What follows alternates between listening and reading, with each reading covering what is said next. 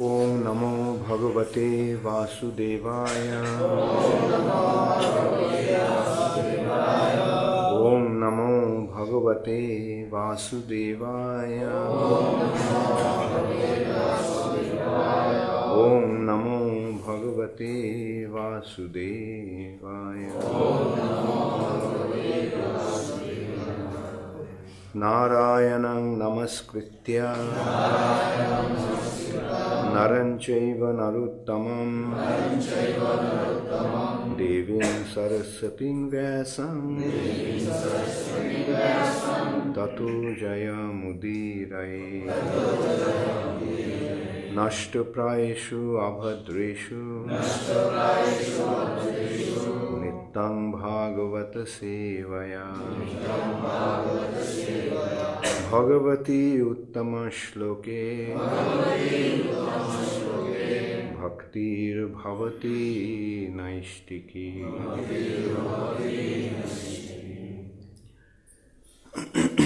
Srimad Bhagavatam, second canto, chapter 9, text 44. Tasma idam Bhagavatam Puranam Dashalakshanam Proktam Bhagavata Praha Pritaha Putraya Bhutakri. Tasma idam Bhagavatam Puranam Dashalakshanam Proktam Bhagavata Praha Prita Putraya Bhutakri.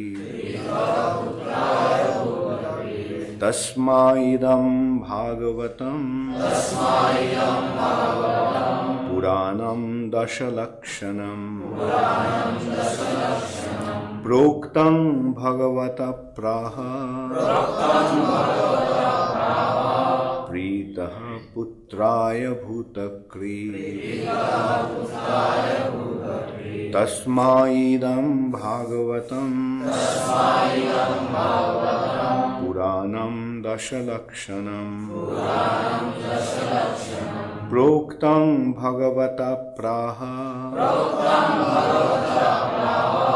Prita Putraya Bhutakri.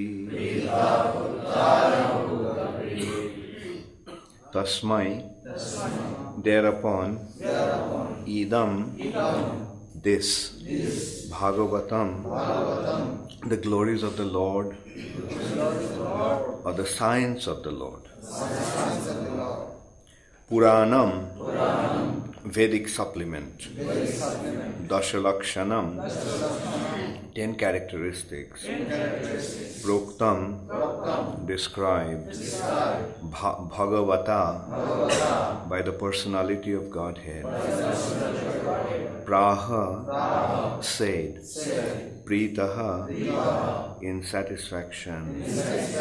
Putraya, unto the Son. Bhutakrit, the creator of the universe. Translation by His Divine Grace, Srila Prabhupada. Thereupon, the supplementary Vedic literature, Srimad Bhagavatam, which was described by the personality of Godhead and which contains 10 characteristics, was told with satisfaction by the Father, Brahma, to his son, Narada. Please repeat after me. Thereupon, the supplementary Vedic literature, Srimad Bhagavatam, which was described by the personality of Godhead and which contains 10 characteristics, was told with satisfaction by the Father Brahma to his son Narada. So the meaning is clear. Tasmai idam Bhagavatam Puranam Dashalakshanam Proktam Bhagavata Praha Pritaha Putraya Bhutakrit. Who is Bhutakrit? Very good. The creator of the universe is Brahma, and Putraya means unto the son, Narada.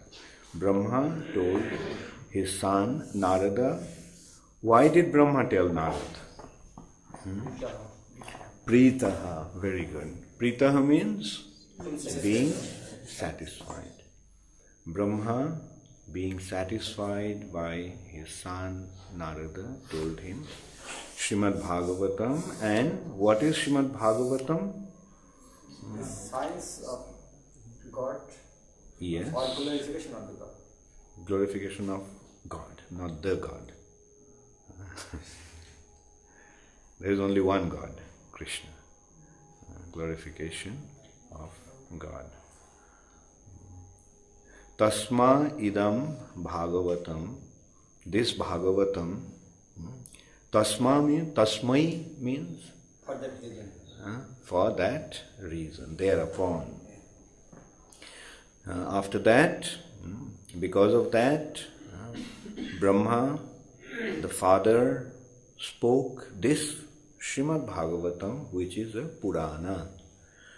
Idam Bhagavatam Puranam.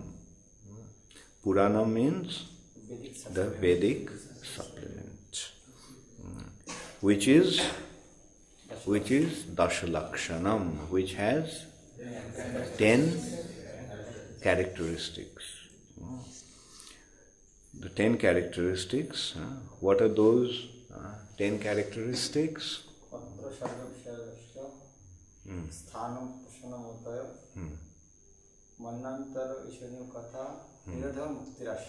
Very good. Very good. So these are the 10 symptoms. So Dashalakshanam, Bhagavatam, along with 10 characteristics, was described, which was spoken by Bhagavata, by the Supreme Personality of Godhead Himself. Which was described by the Supreme Personality of Godhead. Then He imparted this knowledge to His son Narada when he was satisfied by his inquiry and behavior. So, a bona fide spiritual master imparts the knowledge unto a qualified candidate. Qualified candidates, what does it actually mean, qualified candidate? Qualified candidate actually means the candidate or the person who is able to receive it. Able to receive it. Like, if you know that somebody cannot carry more than 5 kilos, will you give him 10 kilos to carry? If you do, then what will happen? Either he won't be able to carry or he'll break his back. Right? So that is the qualification. That whether he is able to receive Srimad Bhagavatam, whether he is able to receive this knowledge. Although he wants to give this knowledge to everybody, but at the same time he sees whether one is able to receive this knowledge. That is the qualification of a qualified teacher. And what is the qualification to receive this Srimad Bhagavatam? That has been described at the very beginning. At the very beginning of Srimad Bhagavatam, it has been described. And what is that qualification? Parama Nirmatsaranam Satam. One must become completely free from envy. Otherwise, he will not be able to carry this wisdom. He will not be able to properly receive this wisdom. Nirmat Saranam means, the Nirmat Saranam ultimately, although Nirmat Saranam generally means becoming free from envy, but actually it means becoming completely free from all material attachments. This Nirmat Saranam is the symptom of becoming completely free from all material attachments. If we have material attachments, we will not be able to be non-envious. Envy will be there.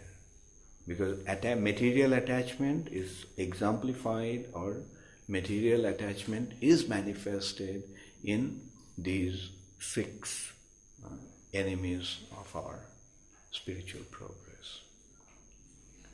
Material attachment is the impediment to our spiritual progress. And this material attachment is exemplified or manifested in these 6 sararipus: Kam, Krodh, Lobh, Moha, Mad and Matsarya. Material attachment leads to lust, Kam. It is due to the material attachment that we want to enjoy the objects of the material nature. It is due to material attachment that anger becomes manifest. It's due to material attachment that we develop greed.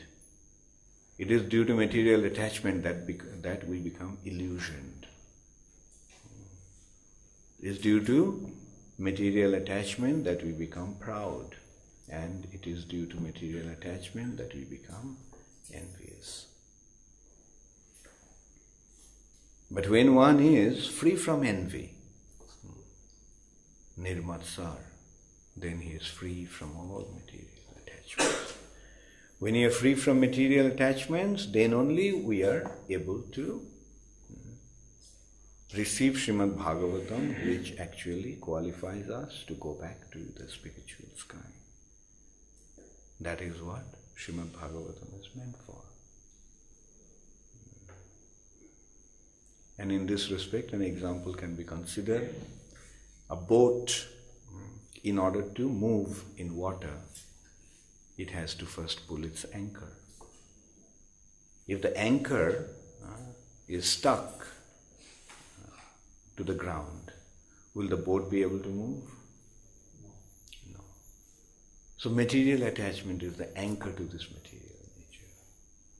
So if we want to get out of the material nature, if we want to go to the spiritual world, what do we have to do?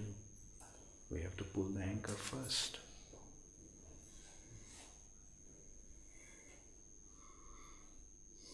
So just to be free from material attachment is not enough. What is the other thing, other requirement, other qualification? Is to be submissive, is to be respectful. And that has been described in Bhagavad Gita. What is the qualification of an eligible candidate for receiving spiritual knowledge? Yes. Tadvidhi pranipatena pariprashnena sevaya. Pranipatena, we must be submissive. This pranipat, pranam, obeisances, dandavat, what does it mean? It means I'm submitting myself to you. Submission. So the student must be submissive to the teacher. Pranipatena. Pariprashnena, he should be inquisitive. He should be curious to know about that. And sevaya, he must serve him. The student must serve the teacher. And this service is an expression of his love to the teacher, for the teacher. Now that is the difference between the Chatushvan and Narad. They all are Brahma's son. But what happened with Chatushvan? Did Brahma give Srimad Bhagavatam to the Chatushvan? No, he didn't give it to the 4 Kumaras. He did not give it to Shanak, Sanatan, Sanandan and Sanat Kumar. He gave them something. What did they give? What did he give them? He gave them Gyanakanda section of the Vedas. They were detached. They didn't want to have anything to do with the material nature. But because they were not submissive, because they were defiant, because they thought that they knew everything, because they thought that they didn't have anything to learn from Brahma, Brahma was angry. Actually, we see that instead of being compassionate and merciful towards them, Brahma was angry with them.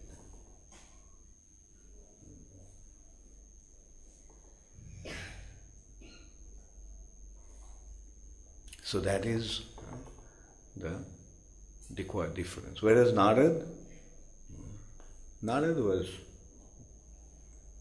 detached, but at the same time he was submissive to his father. And he was inquisitive. Father, who are you meditating on? So please tell me, there must be somebody who is greater than you. All along I used to think that you are the greatest, but now I can see that there's somebody who is greater than you. Who is that personality? And then Brahma gave Narad the knowledge. So that is the qualification of a recipient of Srimad Bhagavatam.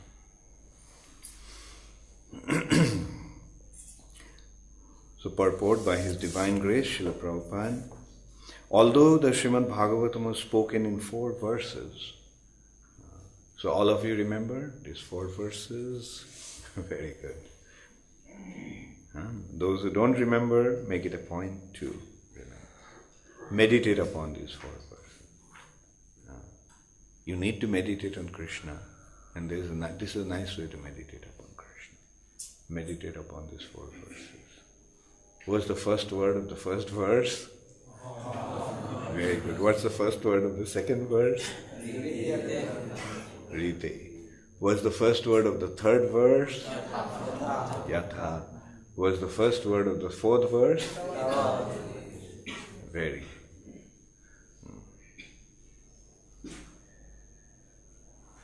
So, at least you can see this way, when you remember the first words of the verses, you'll be able to remember. The 4th verse, what's the first word? If you can remember, then you will see how the rest of it, at least good part of it, will come back to you. So try to memorize it from time to time. Try to think of it. What's the first word of the first verse? What's the first word of the second verse? What's the first word of the second line of the first verse? And then you see if you can remember that. What's the first word of the second line of the first verse? Nanyal. Very good.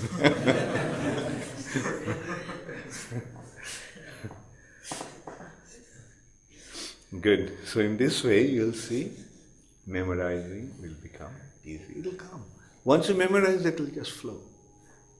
Like for example, about Sarva Dharman Paritaja. Do you have to think of it?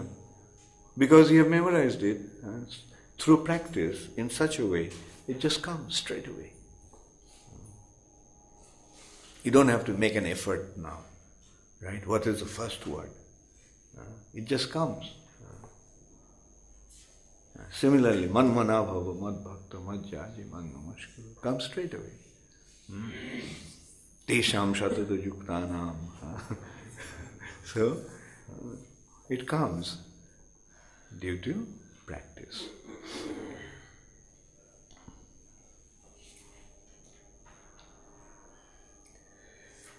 So although Srimad Bhagavatam was spoken in 4 verses, it had 10 characteristics which will be explained in the next chapter.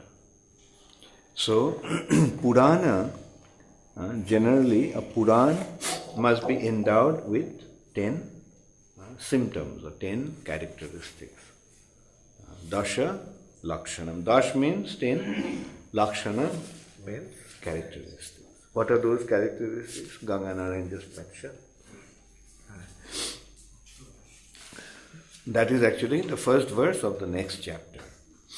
Atra Sarga Vishargascha Sthanam Poshanam Utaya Manvantara Ishanu Katha Nirodha Muktir Ashraya. So Sarga means creation of the universe. Visarga means sub-creation. So Puran must have these 10 lakshanas, 10 symptoms, 10 characteristics.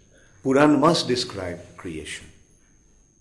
Puran must describe secondary creation. Visarga. Then sthanam. Sthanam means place, but here the sthanam means the planetary system, the place for the living entities. The planetary systems. Then Poshana, maintenance. So how the universe is maintained, how the creation is maintained. Utaya means the creative impetus. Everybody has a creative impetus. Everybody wants to create something, do something. Utaya. Then Manvantara means the change of the manus, a reign of the manus. This is the reign of which manu? This is this is the reign of Vaivashyata Manu. Vaivashyata Manu, why he is Vaivashyata Manu? Because he is the son of sun god Vivashwan. Vaivashyata Manu. Imam Vivashyate Yogam Proktavan Aham Abhayam Vivashwan Manavipraha. Vivashwan spoke to Manu. So this is the Vaivashyata Manvantara. Which is the first Manvantara? There are how many Manus are there in a day of Brahma? 14. There are 14 Manus. And the first of all Manus was Swayambhuva Manu, the son of Brahma. Swayambhu.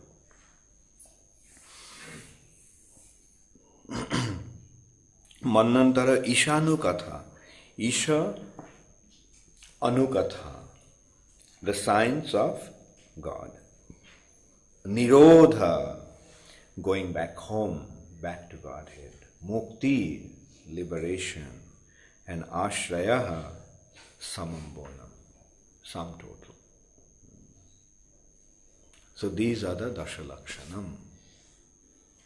So although Krishna spoke 4 verses, but to Brahma, although this is the 4 verses of the root, but these 4 verses contain these 10 symptoms. And it was elaborated.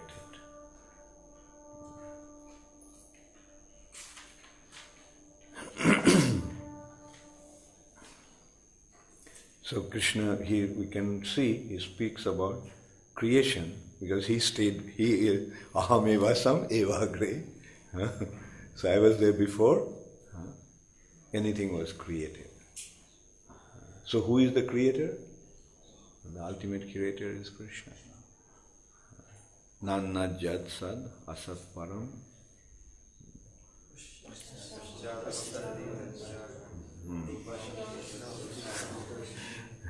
Nanna jad sad asat param, meaning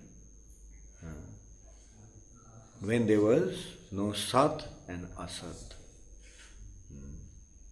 the cause and effect was not. Even not only the creation, the cause and effect also was not manifested.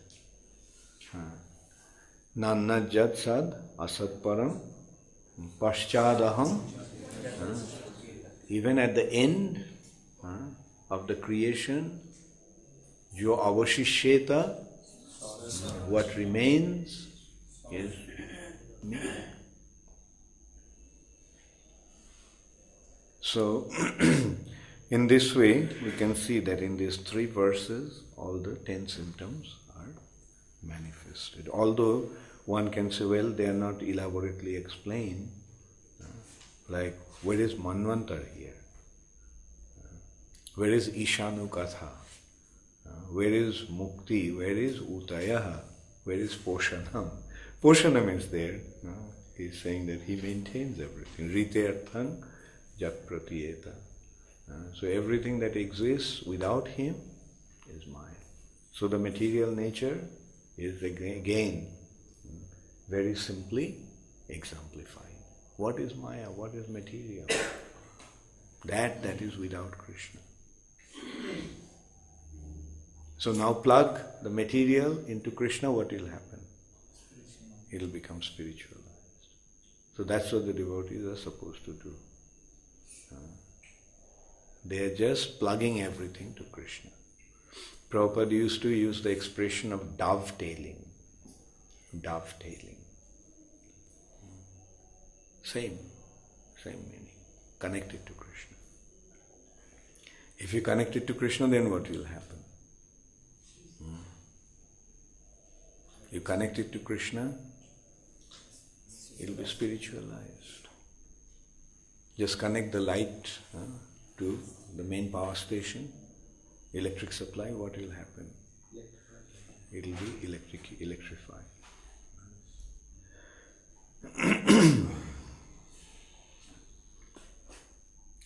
In the 4 verses, it is first said that the Lord existed before the creation, and thus the beginning of Srimad Bhagavatam includes the Vedanta aphorism, Janmadasya. Vedanta aphorism, the first, not the first, it's actually the second aphorism. Janmadasya Jataha in the Vedanta Sutra. Second aphorism is Janmadasya Jataha. Everything, Janmadasya is the beginning, yet the 4 verses in which it is said that the Lord is the root of everything that be, beginning from the creation up to the supreme abode of the Lord, naturally explain the 10 characteristics. Prabhupada is pointing out, naturally explain these 10 characteristics, because it is from Janmadasya to his abode. Where is his abode? His abode is the topmost region of the spiritual sky. So if you take it from creation to that, then it naturally covers everything. So, Lord is the root of everything that be, beginning from the creation up to the supreme abode of the Lord, naturally explain the 10 characteristics. One should not misunderstand by wrong interpretation that the Lord spoke only 4 verses and therefore all the rest of the 17,994 verses are useless. The 10 characteristics, as will be explained in the next chapter, require so many verses just to explain them properly. Brahmaji had also advised Narad previously that he should expand the idea he had heard from Brahmaji. Sri Chaitanya Mahaprabhu instructed this to Srila Rupa Goswami in a nutshell. But the disciple Rupa Goswami expanded this very elaborately, and the same subject was further expanded by Jiva Goswami and even further by Srila Vishwanath Chakravarti Thakur. We are just trying to follow the footsteps of all these authorities. So Srimad Bhagavatam is not like ordinary fiction or mundane literature. It is unlimited in strength, and however one may expand it according to one's own ability, Bhagavatam still cannot be finished by such expansions. Srimad Bhagavatam, being the sound representation of the Lord, is simultaneously explained in 4 verses and in 4 billion verses, all the same, inasmuch as the Lord is smaller than the atom and bigger than the unlimited sky. Such is the potency of Srimad Bhagavatam. Although Srimad Bhagavatam has been explained in just 4 verses, but Prabhupada is saying that it can be expanded into 4 billion verses. Still Bhagavatam will not be complete. So that is the meaning of Bhagavatam being non-different from the Supreme Personality of Godhead. He is Anoroniyan Mahato Muhiyan. He is smaller than the smallest and he is bigger than the biggest. So Srimad Bhagavatam is like that. It can be explained more and more, elaborated more and more and more, but still it will remain ever expandable. So this is Srimad Bhagavatam, and this is the process that one should receive Srimad Bhagavatam. Srimad Bhagavatam, the qualification as it has been explained here, what is the qualification to receive Srimad Bhagavatam? Pritaya. No, not Pritaya, but Pritaha. Pritaha. When the spiritual master is pleased, then Putraya, he gives it to his son or disciple.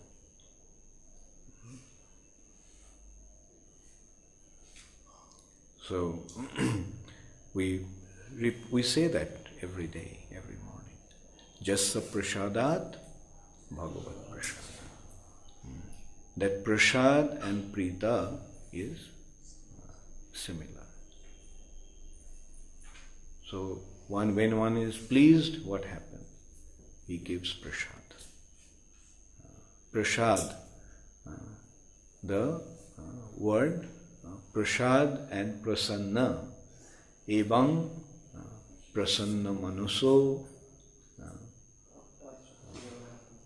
Prasanna means pleased.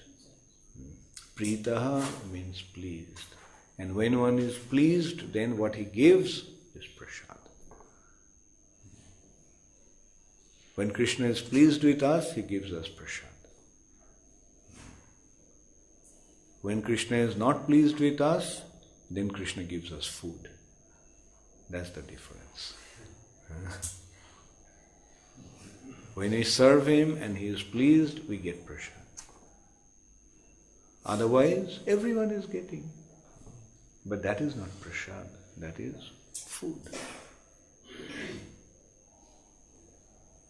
When we get prasad, we develop spiritually. When we get food, we develop materially.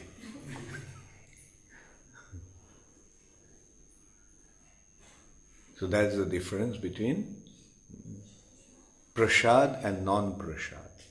So pritaya, proktam, being pleased, he spoke, which is the prasad. Jasya prasadat bhagavat prasad. And how does that prasad become manifest? Dibbogyan hriday prakashita. That prasad becomes prakash. Where? In the heart. Prakashita. Becomes manifest.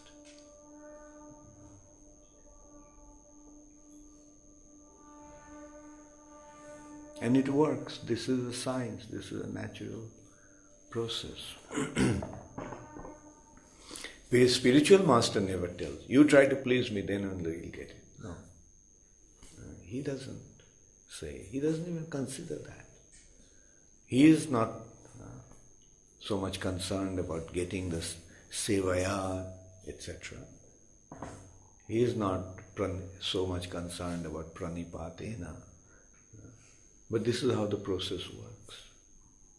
That is how one has to act, and the result will be there.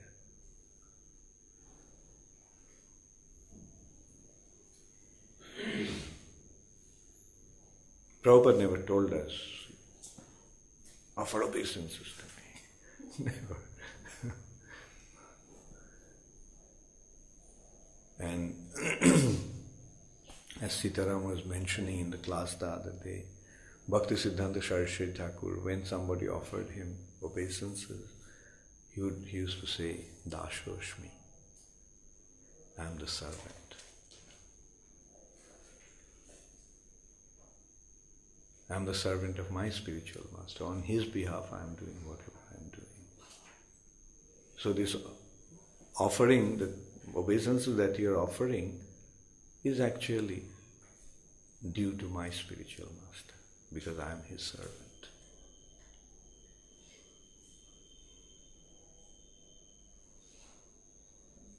And that is the attitude of a saintly personality. He doesn't demand anything. He is simply concerned about rendering service to his spiritual master.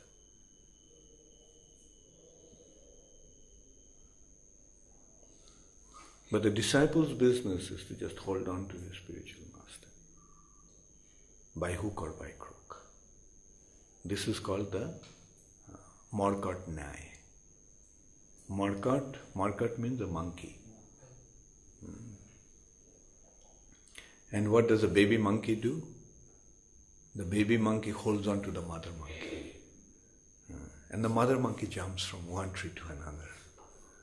And he's safe. He holds on to his mother. So disciple's business is to just hold on to the spiritual master. And the rest will happen.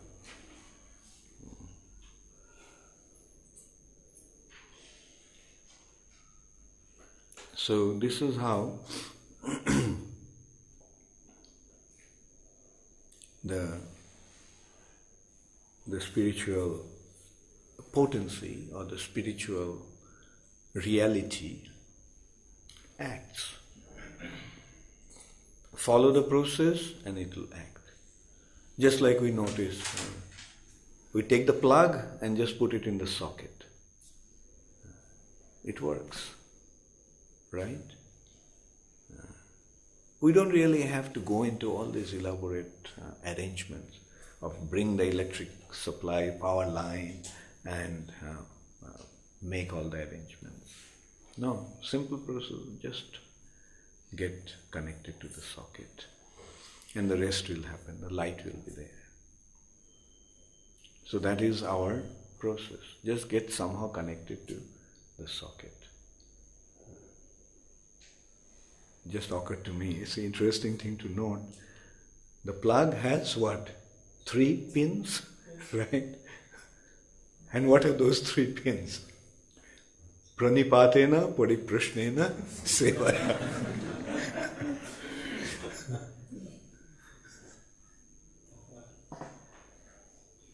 It'll work. And what will happen? Dibbogyan hridaya prakashita. The transcendental light will be there in the heart. The heart will become lit up. Heart looks like a bulb also, doesn't it? The shape of a heart is somewhat like a bulb. So you put the plug in the socket and the transcendental light, Dibbogyan, will be there.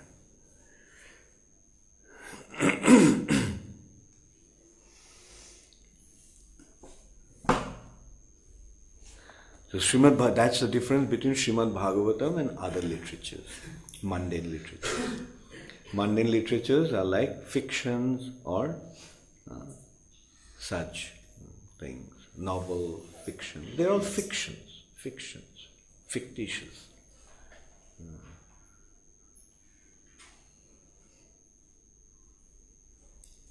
Srimad Bhagavatam is the absolute truth. Transcendental sound vibration coming down from the spiritual sky.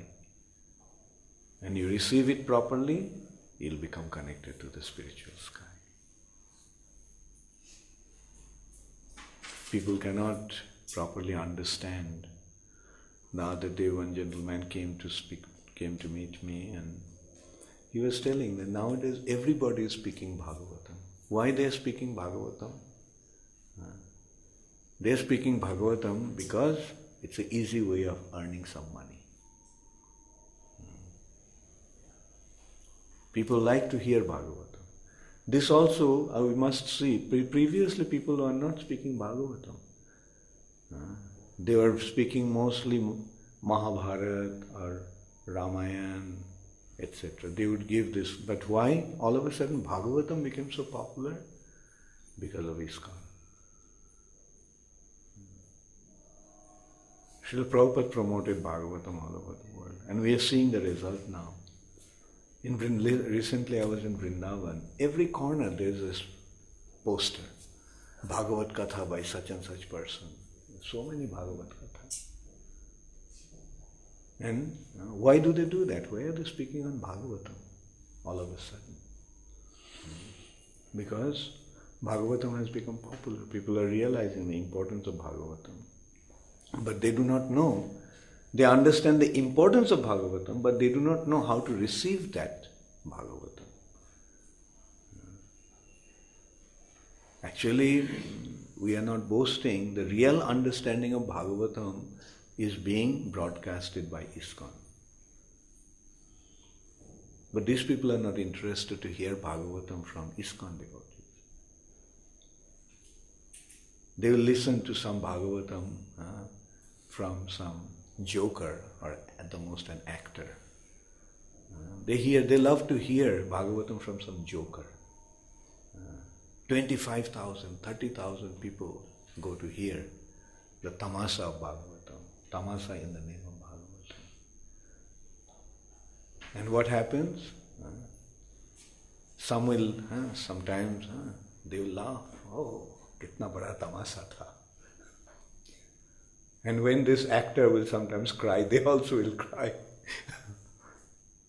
But then they'll go home, start drinking tea, smoking their cigarette, eating their meat. No change of heart. Because they went to see a tamasha, just as they go to see a movie. They go to see a movie, pay some money. Does it change their life? Does a movie change their life? No. But what happens when you hear Bhagavatam from ISKCON? What happens? Your material life is finished. So if you want to finish your material life, then come listen to Bhagavatam. In real Bhagavatam, from the true Bhagavatam speakers, the devotees of ISKCON. And the devotees of ISKCON are actually concerned only about that. Changing their lives, not just earning some money. In order to earn money, we don't have to recite Bhagavatam. There are many other ways of earning money. There is no dearth of money in this world. Prabhupada used to say, money is flying everywhere. Just catch it. You have to know how to catch it. And use it in Krishna's service, Krishna will give. You try to serve Krishna, Lakshmi Devi will give money with her 4 hands. And you won't be able to catch with your 2 hands. You won't be able to collect properly with your 2 hands. So why should we just go out and make a tamasha in the name of Srimad Bhagavatam? Just to earn a few rupees.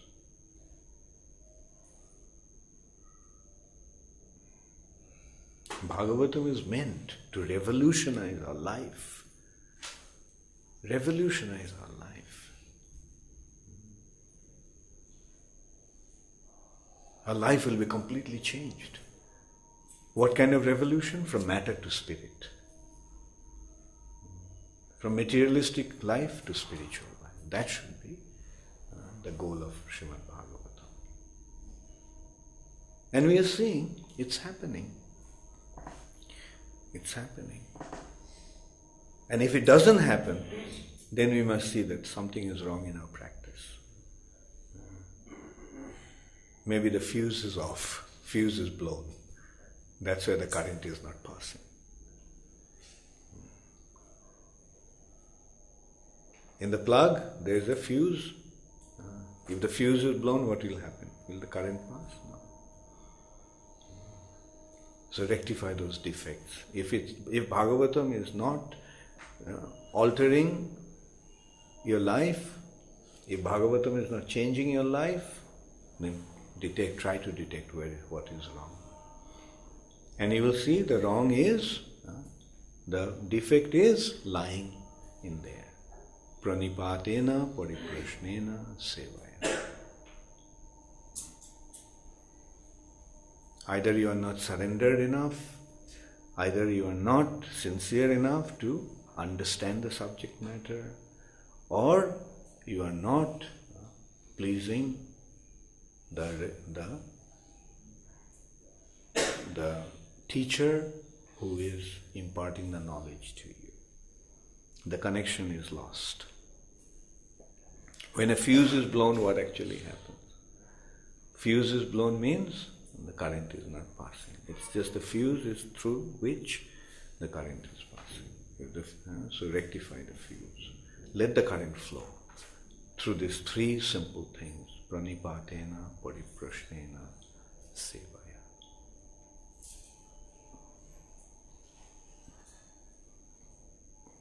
Hare Krishna, all glories to Srila Prabhupada. Gaur Premanande Hare. Does anybody have any question? You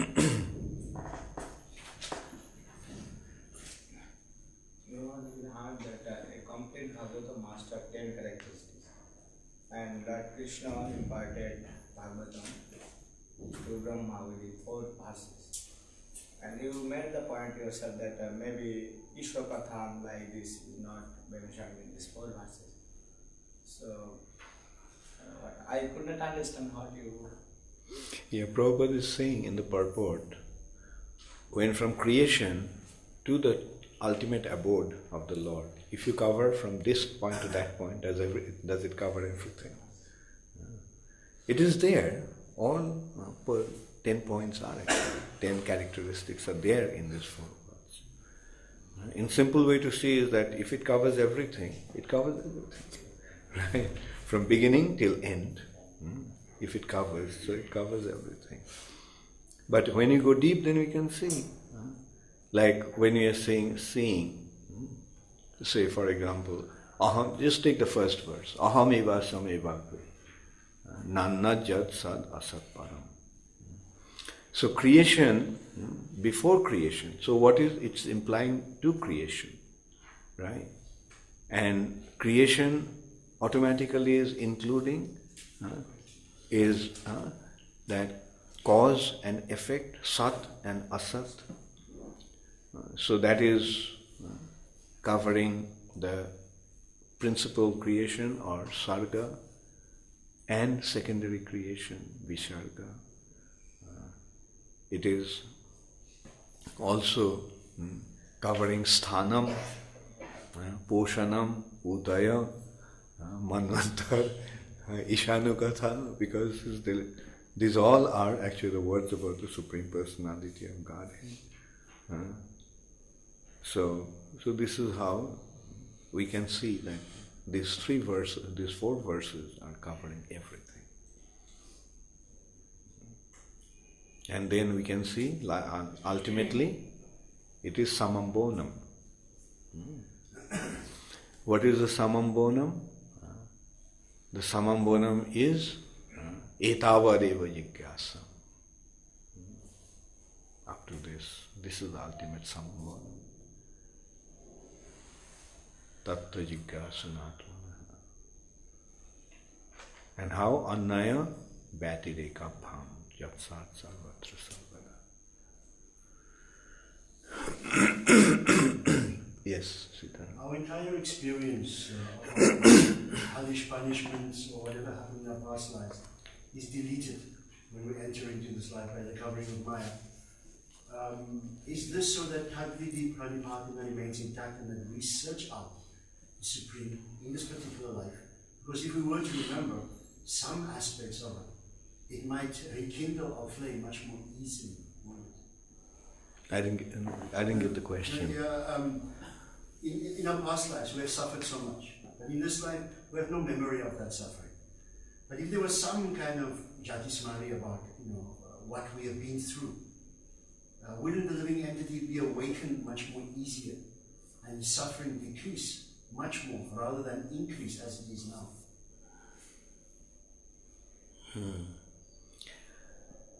You see, Krishna, actually this material existence, to become separated from Krishna is so painful. That's why Krishna just put a covering of forgetfulness. Because if we consider the pain, we won't be able to survive. Just consider the pain of birth, right? Therefore this forgetfulness is there. You're going through it, but forgetting. Similarly, the pain of death. Even the pain for the mother's pain of childbirth. Like I heard somebody was telling that she understood what it is like to die. Because the pain of childbirth is like the death pain, experience of death pain. But then they forget, and then the next moment they get indulge in sex life again. They don't learn. So this is what the material nature is like. But ultimately we must remember not out of pain. Remember Krishna not out of pain, but out of love. That's the ultimate consideration. The pain, see, you receive the pain and then it comes to a point, then you black out, right? Because it cannot take that pain anymore, so he blacks out, loses his consciousness, and but the main point is to remember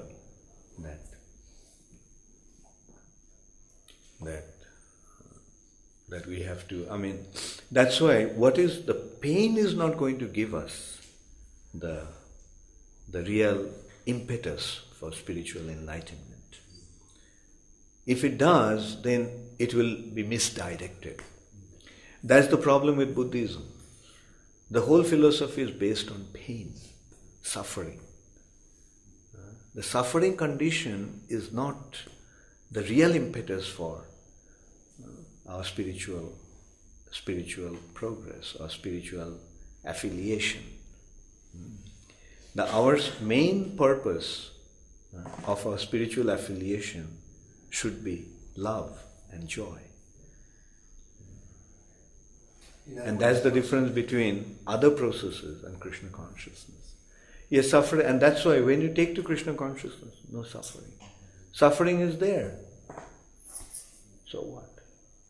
And I suppose we see that in the example of Pingala, who due to her intense suffering simply gave it up and surrendered, and at that moment she attained complete peace. And that's why Krishna quotes her example to Srimad to give an example of just how to give it all up instantly, and she changed immediately. Yeah, but the ultimate consideration is,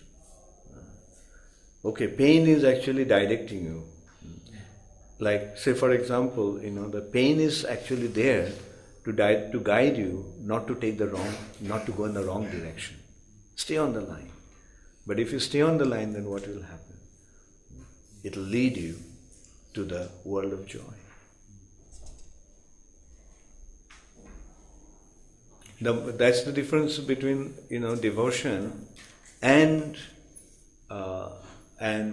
impersonalism and voidism. Both are actually, they're caught up with the suffering condition of this world.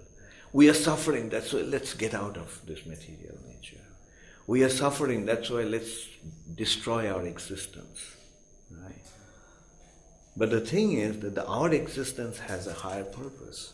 That higher purpose is to become engaged in that loving relationship with the Supreme Personality of Godhead and derive the transcendental bliss.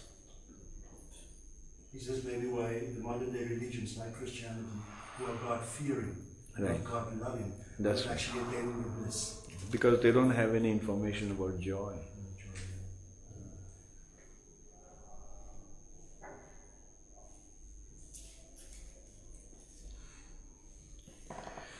Okay, Hare Krishna, all glory